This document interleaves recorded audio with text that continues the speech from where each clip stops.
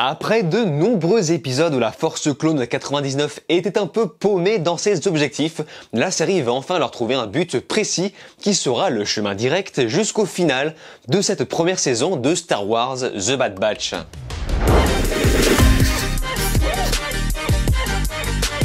Salut à tous, c'est Vince alias Amir Game et on se retrouve pour la énième fois sur la série Star Wars The Bad Batch et comme d'habitude j'invite tous les nouveaux arrivants à se rediriger sur ma playlist consacrée à cette série. Malheureusement je n'ai pas beaucoup de temps pour faire des vidéos régulièrement dessus, d'autant qu'il y a peu de matière à consacrer sur un seul épisode pour une vidéo entière, donc vaut mieux que je fasse comme ça, c'est-à-dire préparer de gros dossiers sur plusieurs épisodes. Et justement on se retrouve aujourd'hui pour analyser l'épisode 7 jusqu'à l'épisode 9. Ça fait donc déjà beaucoup plus de matière. Et c'est sur Battle Scars qu'on commence, ou plutôt Les Traces du Passé, épisode de 24 minutes.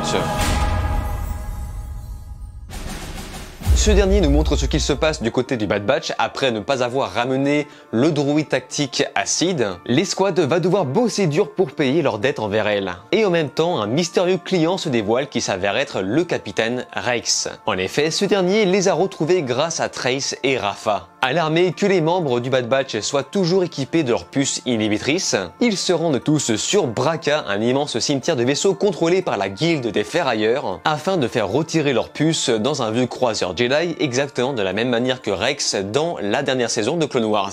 Et évidemment, ce que j'avais prédit il y a plusieurs vidéos est enfin arrivé. Wrecker se retourne contre son équipe et l'épisode se transforme en Terminator. Mais également, comme je l'avais prédit, il se fait maîtriser et retirer sa puce inhibitrice, ainsi que toute l'équipe. Suite à ça, Rex se casse à nouveau, annonçant à Hunter que le Bad Batch serait un gros atout pour son combat. Mais Hunter décline pour l'instant, avant de se faire repérer par la guilde des ferrailleurs. Il y a déjà pas mal de petites choses à dire. Tout d'abord, on voit qu'Omega continue de tisser des liens d'amitié avec le Bad Batch, notamment avec Wrecker qui se comporte un petit peu comme un grand frère qui cherche à lui faire plaisir. Il s'amuse avec elle comme le grand enfant qu'il est. Et avant de découvrir que le mystérieux client était en fait Rex, je pensais vraiment à un Jedi, surtout avec sa tenue et sa capuche. Ce qui signifie que c'était bien lui le contact de Trace et Rafa, d'autant qu'il le précise, mais en tout cas, son drapé sur lui pouvait très largement se confondre avec un Jedi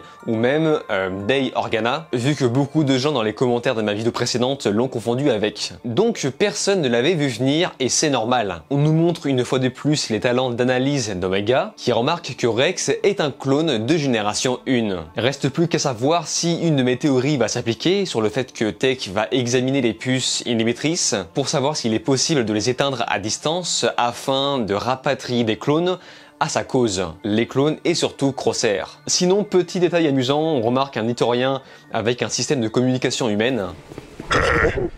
T'es assis à ma place. Dégage.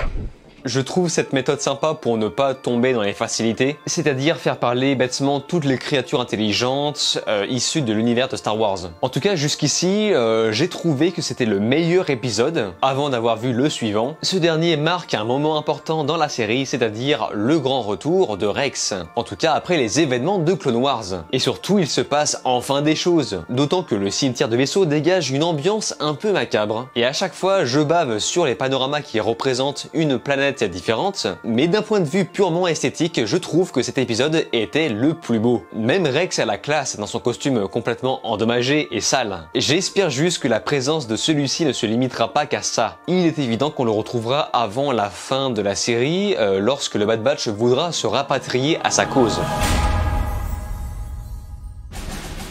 Et nous nous retrouvons désormais sur l'épisode 8, Retrouvailles, épisode de 23 minutes.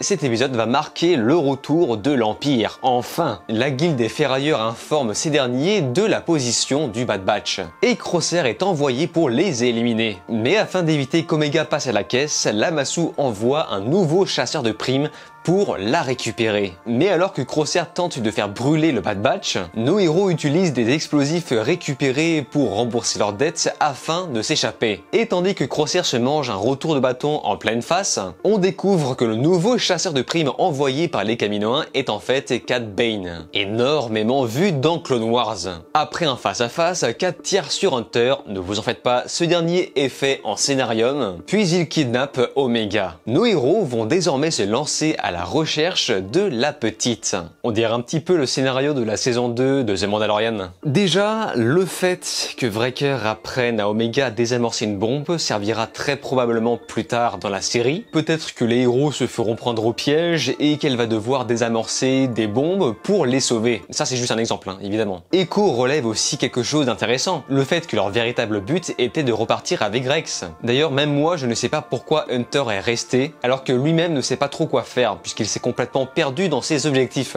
Il sait qu'il sert la République et le temps qu'elle n'est plus là, il doit juste survivre. Plus tard on voit aussi la discussion des Kaminoans, qui prouve bien qu'Omega est la clé de la création des clones supérieurs. Ils insistent vraiment pour la sauver alors que l'Empire cherche simplement à tout exterminer. Et par ailleurs, comme je l'avais prédit dans une précédente vidéo, c'était bien les Kaminoans qui avaient envoyé Fennec à la recherche de Omega. Son objectif était donc bien de la capturer vivante. Mais alors attention, il ne faut pas penser que les Kaminoans sont en fait les bons samaritains de l'histoire, puisque rappelons-le, ils n'agissent que pour faire tourner leur propre commerce. Sinon à part ça, je trouve ça étrange que les Ferrailleurs n'aient pas déjà pillé toutes les armes qu'ont réussi à trouver le Bad Batch. Pour moi, les croiseurs Jedi devraient être de véritables carcasses vides. Mais sinon, l'épisode était assez ouf en termes d'épicness. La phase duel western avec la musique est complètement dingue, même si ça peut faire un peu rire tellement que les références sont appuyées.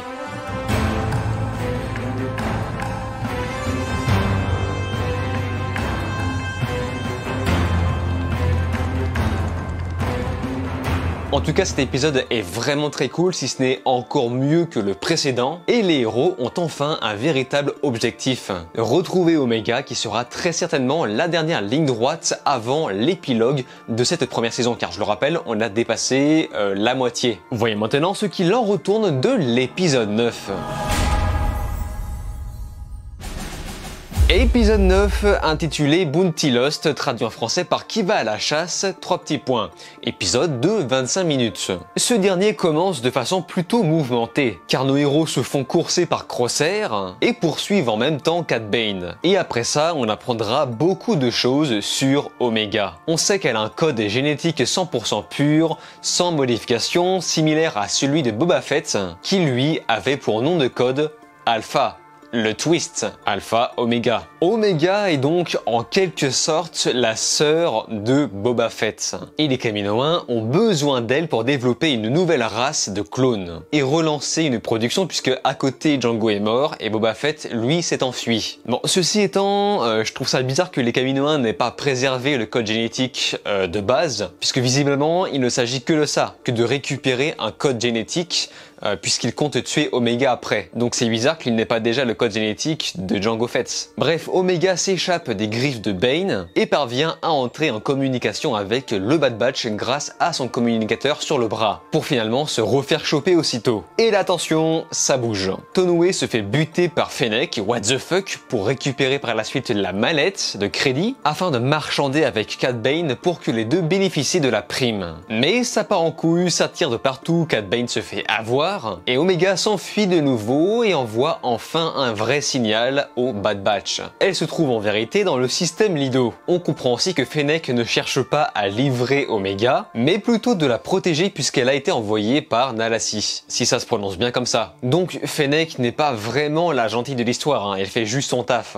Bref, les choses rentrent dans l'ordre, tout le monde est chez soi et tout est bien qui finit bien. Pour en revenir sur la discussion des Kaminoans, j'ai trouvé cette dernière très intéressante, car on comprend que Lamasso ne recherche Omega que pour son matériel génétique. Donc, oublions les théories visant à croire qu'Omega est un prototype de clone supérieur, en s'imaginant un costume spécial pour elle, puisqu'elle n'est en réalité qu'un vulgaire échantillon pour les Kaminoans. Je me suis aussi posé des questions sur ces fameuses cuves. Ça a tout l'air d'être ici que les Kaminoans prennent vie, et c'est un peu bizarre. C'est bizarre parce que je ne sais pas du tout si ça a un rapport avec Omega, enfin le fait qu'elle regarde, qu'elle fixe ces cuves. Je ne sais pas si cette scène servait à montrer qu'il y a un lien entre elle et ça. Donc est-ce que ce fameux matériel génétique d'Omega sera utilisé pour cette race, genre créer une sorte de nouvelle race de clones au-delà des êtres humains? Ça risque d'être un peu bizarre, mais pourquoi pas? En tout cas, je sais que je ne suis pas très objectif, mais j'ai trouvé cet épisode encore mieux que les précédents, car ça bougeait vraiment dans tous les sens, on a eu des révélations, des embuscades, des duels, etc.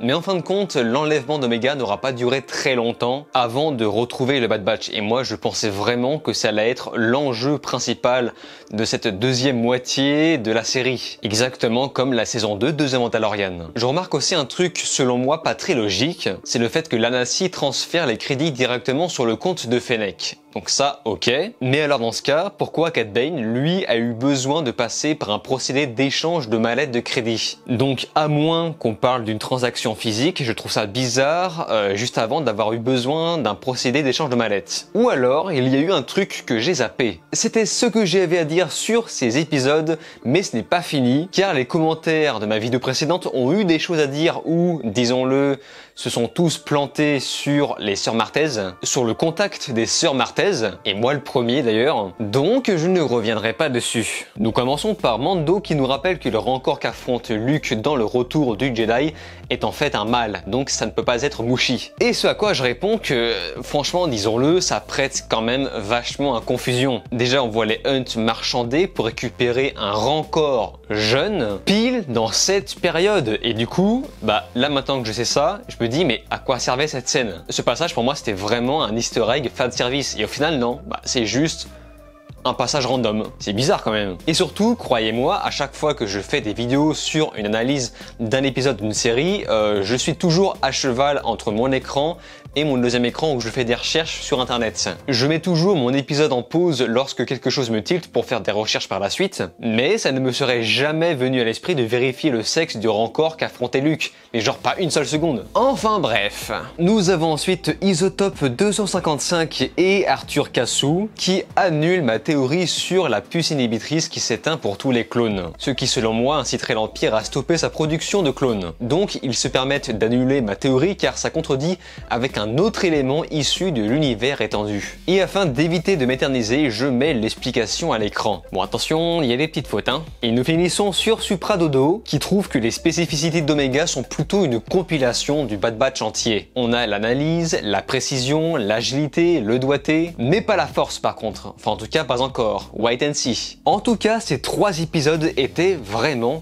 très cool. C'était très mouvementé, surtout par rapport au début. Mais je ne sais toujours pas où la série cherche à nous emmener maintenant. Est-ce que le Bad Batch va continuer de fuir? Vont-ils enfin rejoindre Rex? Les objectifs sont pour l'instant encore flous et je trouve que c'est le plus gros défaut des séries Star Wars actuelles. On dirait qu'ils ont du mal à se lâcher sur les enjeux par peur de percer un élément de l'univers étendu déjà existant. Mais j'espère évidemment me tromper et voir les choses bouleversées vers la fin de cette première saison. En tout cas, de votre côté, si vous avez des choses à ajouter sur ces épisodes, n'hésitez pas à m'en faire part dans les commentaires.